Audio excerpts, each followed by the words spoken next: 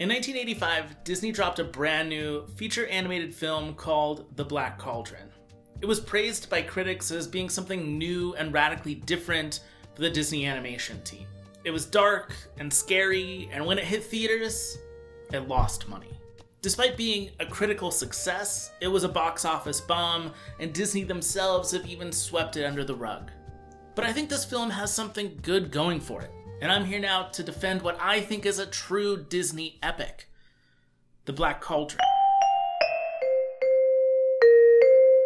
In the early 1980s, Disney was trying to rebound from years of losing their audience. Walt Disney died in 1966, and ever since then, Disney was having more misses than hits. For the animation team, they were consistently given low budgets and asked to crank out films that would make very minimal money back. Movies like Robin Hood or The Aristocats or Fox and the Hound are now seen as Disney classics.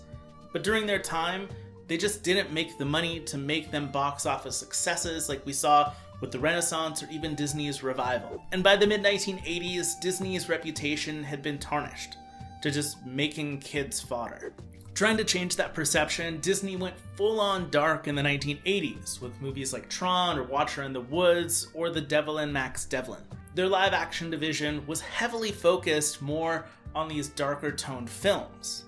Bordering slightly into horror, Disney was trying to gain an older audience, and Disney's animation team saw that, took notice, and tried to do it themselves. Originally pitched in the 1970s by veteran animators Frank Thomas and Ollie Johnston, two of Disney's 9 old men, the Black Cauldron movie sat in limbo for years. Trying to downsize multiple books from the series The Chronicles of Prydain down to an hour-and-a-half film became a real challenge. And the studio didn't believe that animation technology had caught up with what they really wanted to do with the Black Cauldron. By the time the 1980s rolled around, there were a whole new batch of Disney animators coming in from a graduating class at Cal Arts. And these new animators were looking to make a name for themselves while they watched the older guard of animators who worked during Walt's day in the 30s and 40s starting to retire. But that old guard still saw the Black Cauldron as their own movie, which caused a lot of butting heads. The younger and older animators would go to bat talking about character stylization or tones of the film. Young animators Ron Clements, John Musker, and Tim Burton became heavily involved in the story, especially when it came to creating character designs and world building. Meanwhile, the older animators really focused on a lighthearted story with minimal scary elements, harkening back to the days of Snow White and the Seven Dwarfs. What came of this film is an adaptation of several books that teeters somewhere between family comedy and true horror. And after rewatching The Black Cauldron recently, I found that this film actually fits more in present day than it does into 1985. The Black Cauldron debuted in the same year that the Care Bear movie came out. Just for reference, the Care Bear movie made way more money.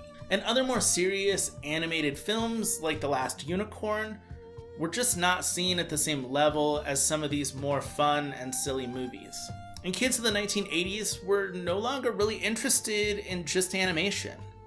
They were interested in Star Wars and Indiana Jones and the Goonies. High fantasy concepts like that in The Black Cauldron just weren't seen as mainstream. There was a niche demographic that liked Tolkien's Lord of the Rings novels or Stephen King's Dark Tower series or playing games like Dungeons and Dragons. It wouldn't really be until the 21st century that true high fantasy became pop culture. Movies like Lord of the Rings or Harry Potter, video games like Elder Scrolls or World of Warcraft or Final Fantasy, and especially a show like The Game of Thrones, took high fantasy and made it mainstream. And most people no longer see this nerd culture as nerdy. In that way, I feel like it's a good time to look back and revisit The Black Cauldron. If you're unfamiliar with the story, let me give you a brief, spoiler-free summary. The Horned King, a powerful demon king of Wales, is looking for a cauldron that will help him become more powerful to try and rule the world. It's up to our hero Taran, the Princess Elenwe, and so many other characters to destroy the cauldron so that the Horned King doesn't become the most powerful being in the world. Straight up, this just sounds like Lord of the Rings, except for instead of one true ring to rule them all, it's one cauldron to rule them all, I guess. And in many ways, this movie really does seem like Lord of the Rings. It has evil and magic and a hero's journey and unthinkable creatures. The Black Cauldron is at its best when it leans into that Tolkien-esque world, that idea of magic and heroism. There are high stakes, characters could die at any moment, and the Horned King does feel like the scariest and most powerful Disney villain that's ever existed. Where the movie does have issues, though, is in its mundane human characters. Taran and Elenway just aren't nearly as fantastical as the rest of the story. And a low budget meant that these characters didn't get the time to be animated, nor the voice actors to really do justice for these characters. The acting, both on screen and vocally, just seems stiff. And while Grant Bradley's Taran seems unemotional, it's John Hurt's Horned King that comes off fantastically. He comes off emotional, threateningly calm at times, and wildly evil at other times. And side characters like Gurgi or the Creeper add that Disney charm that all sidekicks give. They add humor and likability to a very dark story. And these characters actually add a Disney take to high fantasy.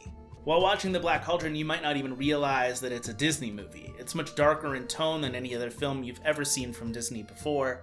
The movie lacks the musical numbers that really define what Disney animation is, and Princess Elenway doesn't seem like the Disney princess that we all know. She doesn't have that Snow White or Ariel or Moana vibe to her.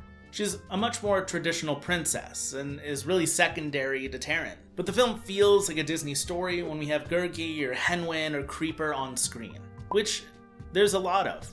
So it does feel very Disney. And as fun as revisiting this movie is, I understand why a lot of people have never seen it.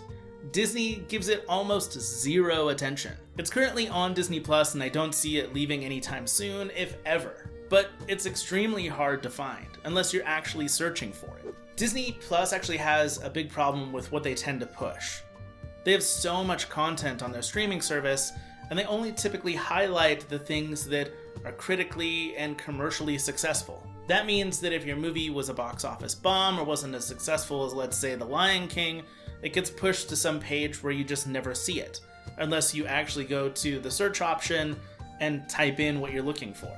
That just seems to be the case with The Black Cauldron, and I don't see that changing anytime soon. In truth, though, if Disney decided to remake The Black Cauldron as one of their live-action Disney remakes, or they decided to bring it back out as a new animated film, I think it would suffer a lot of the same things that it suffered previously. Because The Black Cauldron doesn't fit the typical Disney formula, I wouldn't see it being nearly as successful as some of the other films during Disney's revival era of the past decade or so. What I do think would actually work for The Black Cauldron, though, is to redo it as a live-action series, not just a film. Something that could run 10 one-hour episodes week to week on Disney+. That would allow the story more time. Taking 5 novels and paring it down to an hour and a half seems radically crazy, so why not give it more time on screen? Give it 10 hours. And there have actually been talks about turning the Chronicles of Prydain into a long-form series from Disney, but those talks have never really become anything serious. But I think it's time to revisit a story like this, whether in film or television form. Mainstream audiences no longer see high fantasy as a niche concept. Amazon is throwing a ton of money towards The Lord of the Rings becoming their own series, giving it more money than any TV series has ever had. Game of Thrones was probably one of the biggest TV shows of the 21st century so far, and if Disney doesn't want to put a show like this or a film like this onto Disney Plus, they have the option to move it to a streaming service like Hulu or to put it on ABC on television. Pull the trigger, Disney. Bring back The Black Cauldron. Take us back to the land of Prydain. Even if we never see a remake of this story, I think it's worth giving your time to this old 1985 classic film. It's definitely different, I'll tell you that. This is not your average Disney animated feature. But giving time to a film like this would actually show Disney that we don't just prefer Disney to be formulaic in their musical princess adaptations. We don't mind them being dark and edgy and different. Disney pays attention to their analytics. They know what we buy when we go to stores and purchase their films, and they know what we're streaming when we go to Disney Plus or Hulu or ESPN. So stop watching Moana for the 500th time. and give the Black Cauldron a chance. It might be worth it. Let me know if you've actually watched The Black Cauldron, what you think of the film, or if there's a reason why you haven't watched The Black Cauldron before. I'd love to know your thoughts down in the comments below. I would actually love to hear from you about some of the other films from Disney's past that maybe I should check out that even I haven't watched and make a video on that. I've got videos coming up though really soon. I'll be revisiting the live action eras playlist, talking about Disney's hybrid era of the 1940s. I've got a video coming up about Hocus Pocus, and I've got a really awesome secret project I've been working on for a while coming out in just a few weeks. There's tons of stuff I've been working on. I'm really excited about what's going on in the world of Network 1901. So stay tuned. I've got a bunch of podcast stuff going on as well if you're interested in podcasts. The link to Modern Mouse, my personal podcast that I do, is down below in the description. And if you're interested in getting 3 podcasts a week, I do them over on Patreon, patreon.com/network1901. Just subscribe over there and you can get a bunch of cool, small, short podcasts from me. But in the meantime, everybody, thank you for watching this video. I hope you really enjoyed this little defense of the Black Cauldron. And as always, my friends, keep moving forward.